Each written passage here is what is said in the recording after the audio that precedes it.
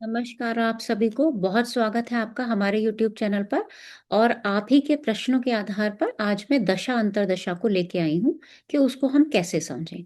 इसकी सीरीज बहुत लंबी हो सकती है, तो इसकी हम एक सीरीज लेके आएंगे। और अगर आप चाहते हैं कि सीरीज आए तो आप कमेंट में जरूर बताइएगा। लेकिन आज मैं आपको एक ओवरव्यू देना चाहती हूँ कि दशा अंतरदशा एग्जैक्टली फल करेगी कैसे, उसका मतलब क्या होता है। दशा, अंतरदशा, प्रत्यंतर दशा, सूक्ष्म प्राण दशा या ट्रांजिट, है ना। इन सब से हम किस तरह से फल कथन कहेंगे, क्योंकि जब भी कोई दशा आती है तो लगभग सारे भाव एक्टिव हो जाते हैं। क्योंकि दृष्टियों से हो सकते हैं, प्लेसमेंट से हो सकते हैं, तो फिर कैसे फल कहें, बहुत मुश्किल होती है। इसके लिए वैसे आपके पास एक बुक होगी, सभी के पास होगी, मैं जानती हूँ सभी हमारे स्टूडेंट्स के पास है। ज्योतिष के सटीक फलित सूत्र, ये मेरे द्वारा ही लिखी गई बुक है, आपको अमेजोन पर इजीली अवेलेबल हो जाएगी। जब आप सर्च में जाएंगे और वहां पे आप डालेंगे ज्योतिष के सटीक फलित सूत्र, तो मीनू सिंह के नाम से आपको दिखेगी। आप चाहें तो वहां से इस बुक को ले सकते हैं और बहुत अच्छा आपके लिए यूजफुल रहेगा। हाँ, कुछ मेरे पास फोन कॉल्स भी आए थे कि मैम इसका सेकंड एडिशन मार्केट में है तो फर्स्ट कहाँ है। तो इसमें घबराने की जरूरत नहीं है, क्योंकि फर्स्ट एडिशन सेकंड के अंदर ही है ना। यानी इसमें पूरे 27 चैप्टर्स हैं। पहले 22 चैप्टर्स थे, उसको थोड़ा और अपग्रेड किया गया, तो 27 चैप्टर्स अब इस बुक में है, तो आप चाहें तो इसको ले सकते हैं। चलिए आगे बढ़ते हैं अपने विषय की तरफ और अब दशाओं को समझते हैं। क्योंकि बहुत छोटे से वीडियो में, आधे घंटे 20 मिनट के वीडियो में इतना तो संभव ही नहीं है कि मैं पूरा महादशा अंतरदशा पढ़ा दूं। और आज के इस सीरीज में मैं आपको सिर्फ एक प्रभाव बताना चाहूंगी। महादशा अंतरदशा को एक एक करके स्टेप बाय स्टेप समझेंगे। लेकिन कभी भी महादशा या अंतरदशा का फल कथन एक ग्रह के आधार पर नहीं होगा। क्योंकि कमेंट्स में कई बार आता है कि मैम सूर्य मेरा अष्टम में प्लेस्ड है, इस दशा का क्या फल होगा। कोई नहीं बता सकता। और अगर आपको जवाब मिल भी जाता है तो आप कितना उससे क्या समझेंगे। क्योंकि मुझे नहीं पता कि सामने वाले की एज 10 साल है, मुझे नहीं पता कि सामने वाले की एज 60 साल है, मैं क्या उत्तर दूं उसको। मेल फीमेल है, उसकी देश काल परिस्थिति क्या है, उसकी कंडीशंस क्या है, मुझे जब तक ये नहीं पता होगा तो मैं अपने क्लाइंट को कैसे उस चीज का उत्तर दूंगी। तो इसको थोड़ा सा हमें समझना पड़ेगा। और सबसे पहले हम महादशा को समझेंगे। महादशा को समझने से भी पहले हमें पूरी पत्रिका को एक देखना आना चाहिए। देखना आना चाहिए मतलब पत्रिका का प्रभाव क्या है, जैसे कहते हैं ना, नदी का फ्लो किस तरफ है। अगर हमें नदी का बहाव पता चल जाएगा तो हम उसके आधार पर प्रिडिक्शन इजीली कर लेंगे। क्योंकि रास्ता हमें मिल जाएगा कि भाई इधर की तरफ बहाव है, तो हम बाकी चीजों को उससे कनेक्ट कर सकते हैं। सेम महादशा या अंतरदशा का फल कथन करने से पहले मुझे मेरी क्लाइंट की एज, मुझे मेरे क्लाइंट की देशकाल परिस्थिति, मुझे मेरी क्लाइंट की ओवरऑल पत्रिका को पढ़ना आना चाहिए। कि अच्छा, ये पत्रिका को पढ़ के 5 पॉइंट निकाल के मैंने सामने रख लिए। उसके बाद अब देखूंगा कि उसकी महादशा क्या है, और फिर उसके बाद अंतरदशा के आधार पर प्रिडिक्शन करेंगे। तो आज हम एक काम करते हैं, आज के वीडियो में हम सिर्फ और सिर्फ महादशा के प्रिडिक्शन को समझते हैं, है ना। तो मैं आपके सामने एक स्क्रीन शेयर करूंगी और उसके आधार पर आप लोग महादशा के प्रिडिक्शन को थोड़ा सा मैं समझाने की कोशिश करूंगी। तो आप देखेंगे, मैंने आपके सामने स्क्रीन शेयर की है और ये आप देखिए, आपको एक चार्ट भी यहाँ पे बना हुआ मिल जाएगा। तो मैं कलर थोड़ा सा डार्क ले लेते हैं, है ना, ताकि आप इजीली समझ पाओ। चलिए जी, ये चार्ट आपके सामने है, मैंने एक चार्ट लगा दिया है। अब हम आते हैं अपने महादशा की तरफ आज।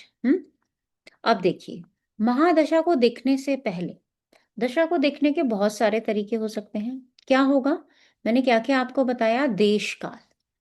तो हमें सबसे पहले देश काल को समझना जरूरी होगा। देश काल परिस्थिति के बिना मैं कुछ नहीं समझ सकती, है ना, मैं प्रिडिक्शन ही नहीं कर सकती। उसके बाद में मुझे उम्र पता होनी चाहिए कि मेरे पास जो क्लाइंट आया है उसकी एज क्या है। एज के अकॉर्डिंग मुझे दशा का फ्लो समझना होगा। वर्तमान दशा का कभी भी आप प्रिडिक्शन करें, उससे पहले आप पूर्व की दशाओं को देखें। पूर्व की दशाओं से क्या मतलब होता है, जो वो पहले की दशाओं को निकाल चुका है। जैसे मान लेते हैं कि किसी की आज अभी चंद्रमा की महादशा चल रही है, तो चंद्रमा से पहले जो दशा रही होगी मुझे वो जरूर देखनी होगी। और यहाँ महादशा के प्रभाव को देखेंगे। हम्म इसका बहुत बड़ा इम्पैक्ट आता है और मैंने बुक में इसको बहुत अच्छे से विद एग्जाम्पल्स क्लियर किया है, आप वहां जाके उसको पढ़ लीजिएगा, है ना। इतने सारे पॉइंट्स मैंने देखे। फिर मुझे एक ओवरऑल पत्रिका में से कम 5 पॉइंट निकाल के रखने होंगे। पत्रिका पढ़ना मुझे आना चाहिए। जब तक पत्रिका पढ़ना नहीं आएगा, आप दशा का प्रिडिक्शन नहीं कर सकते।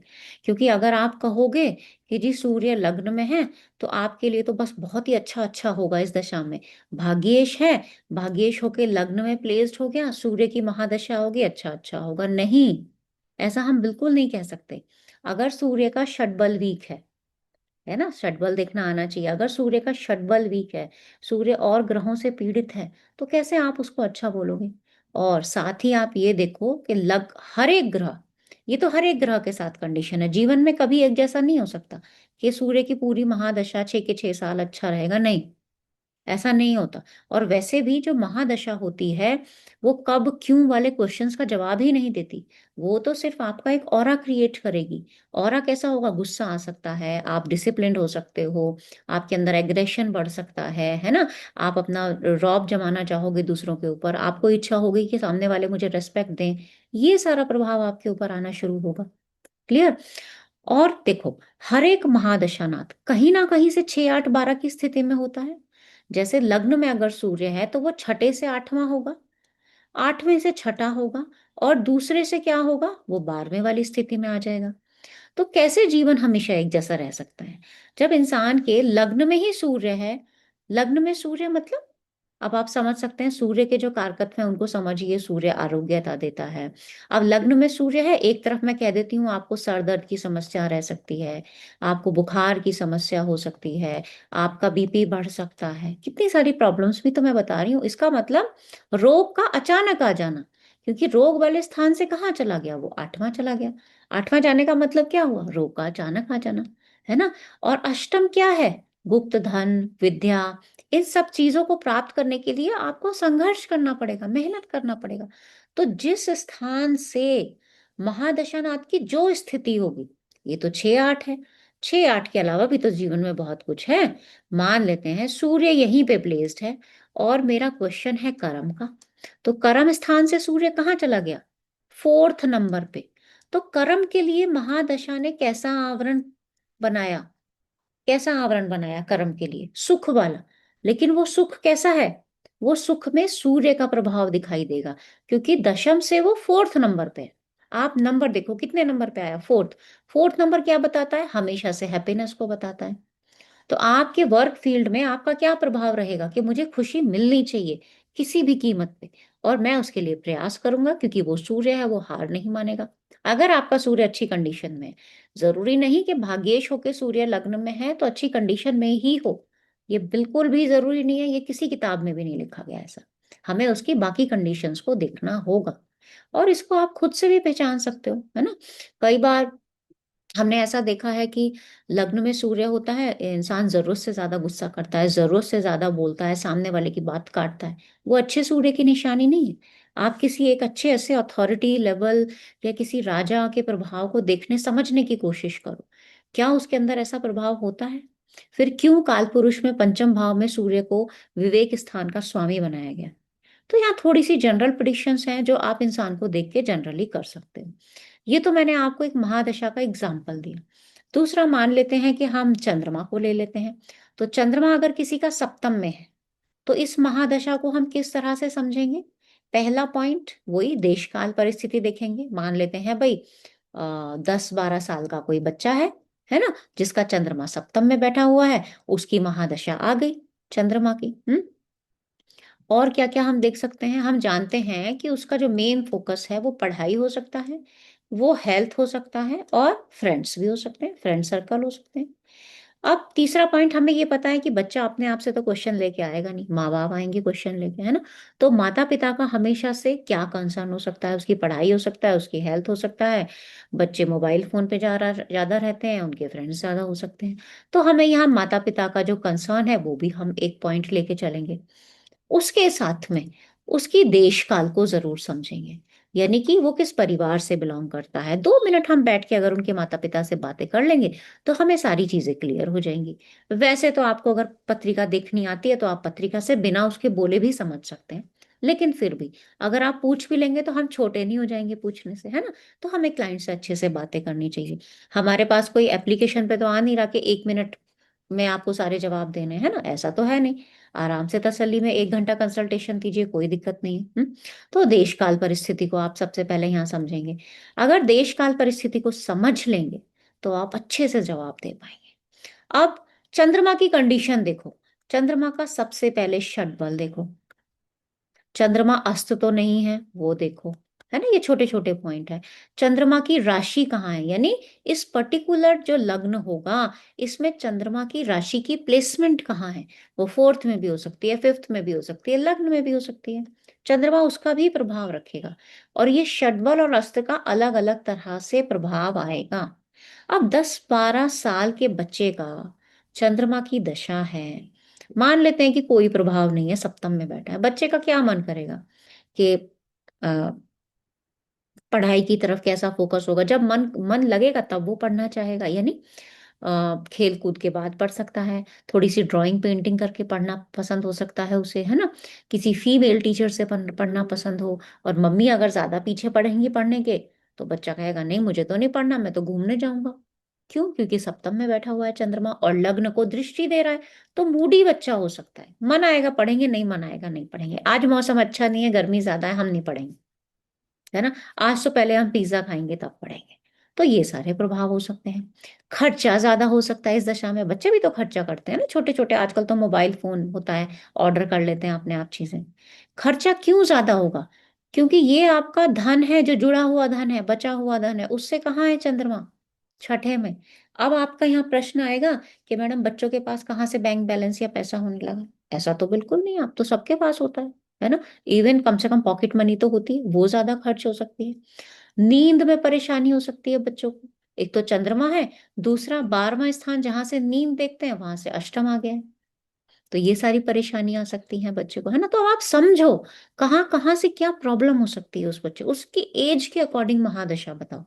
यही चंद्रमा अगर छठे में चला जाए, रोग बीमारी, जल्दी जल्दी खांसी जुकाम होना, हार्मोनल चेंजेस की एज है वो होना, 12वें को देखेगा, और ज्यादा रोना धोना, है ना? फ्रेंड सर्कल में ज्यादा रहना।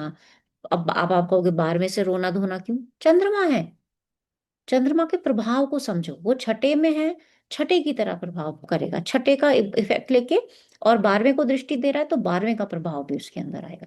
तो इसी तरह से किसी भी ग्रह की महादशा हो, सबसे पहले ये देखो कि उसकी प्लेसमेंट के आधार पर। अब ये पूरी पत्रिका में बच्चे के सारे क्वेश्चन हो सकते हैं, लग्न से भी होगा, खाने पीने से के भी नखरे होंगे, क्योंकि खाने पीने वाले स्थान से चंद्रमा छठे में है, और चंद्रमा क्या है? आपका खुद का फूड है। तीसरा क्या है? मित्र, मित्र वाले स्थान से ये पंचम में है ना? तो पढ़ते वक्त भी हमें बच्चे चाहिए, मतलब खेलने के लिए, है ना? हम खेलें कूदें बाहर जाएं तो हम पढ़ेंगे। चतुर्थ से, ये चतुर्थ में है महादशानाथ, यानी सुख से, सुख में। तो सुख को क्या दिख रहा है अपने सुख में? चंद्रमा, मूवमेंट, यानी सुख बदलता रहेगा, सुख कभी स्टेबल नहीं रहेगा। फिफ्थ क्या है? उसकी बुद्धिमत्ता, उसके पराक्रम में कौन बैठा है? चंद्रमा बैठा है, तो उसका इफेक्ट उस तरह से आएगा। तो हर भाव आपके लाइफ का कोई ना कोई एस्पेक्ट बताता है। इवन दशम भाव भी यहाँ पे बताएगा, भले ही 10 साल का बच्चा हो। क्यों बताएगा? हर एक कोई कर्म करता है, पढ़ना उसका काम है इस टाइम पे, है ना? अपनी हेल्थ का ध्यान रखना उसका काम है, बाहर खेलने जाना उसका काम है। कर्म का मतलब ये नहीं है कि सिर्फ हम पैसे कमाएंगे तभी, या एक ग्रेजुएशन कर ली और फिर उसके बाद हायर डिग्रीज ले ली, उसके बाद हम जॉब करेंगे तो वही मेरा कर्म होगा, ऐसा बिल्कुल नहीं है। हर भाव से हर भाव आपके बारे में कुछ ना कुछ बताएगा। तो सबसे पहला पॉइंट जो हमारा आएगा वो ये आएगा कि हम महादशा को समझें। महादशा मेरा ऑरा क्रिएट करेगा, ऑरा बदलेगा, और उस ऑरा के लिए मैंने आपको जो जो बेसिक पॉइंट्स बताए वो आपको याद रखने होंगे। अदरवाइज आपके सेम क्वेश्चन आएंगे, भाग्येश की महादशा है, अच्छा ही जाएगा। ऐसा बिल्कुल भी नहीं होता, भाग्येश की महादशा भी खराब जाती है। डिपेंड करेगा कि ग्रह की कंडीशन क्या है, आपने प्रीवियस दशाएं कैसी निकाली हैं। अब मान लेते हैं बचपन में ही किसी बच्चे ने अपने परिवार में बहुत ज्यादा कलह देखी हो, माता पिता के डाइवोर्स हो चुके हैं, घर का माहौल अच्छा नहीं है, आगे भले ही उसको कितनी अच्छी दशा मिल जाए, उसका माइंडसेट चेंज हो चुका है पहले से ही। आप खुद देखो, आपका 2 दिन पहले किसी से लड़ाई हुई हो, आप सालों नहीं भूलोगे उसको, तो बच्चा कैसे भूल जाएगा? है ना? तो इसीलिए जो पीछे की दशाएँ होती हैं, उनको हमें ज़रूर देखना चाहिए। अगर हम नहीं देखेंगे, तो हम अपने प्रेडिक्शंस में कहीं न कहीं भूल करेंगे। तो इसी तरह से मैं महादशा के ऊपर एक-एक ग्रह की महादशा का अलग-अलग एस्पेक्ट्स में आपको फल बताऊँगी, और अगर आप चाहते हैं कि ये दशाओं की सीरीज़ ऐसे ही चले, तो मुझे कमेंट में ज़रूर बताइएगा। आज मैंने आपको सिर्फ़ एक ओवरव्यू दिया है कि आप क्या-क्या चीज़ों को देखें। आगे हम इसको डिटेल में लेके आएँगे। तो आज के लिए इतना ही रखते हैं। बहुत-बहुत धन्यवाद।